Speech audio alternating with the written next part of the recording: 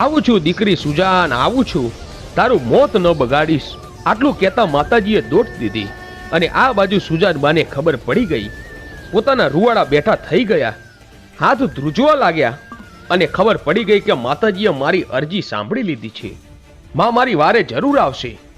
આ મોગલ આઈ હાથમાં તલવાર લઈ દરિયા ઉપર થાતા કડીના હવેલીમાં બાદશાહ પોતાના મહેલમાં સૂતો છે.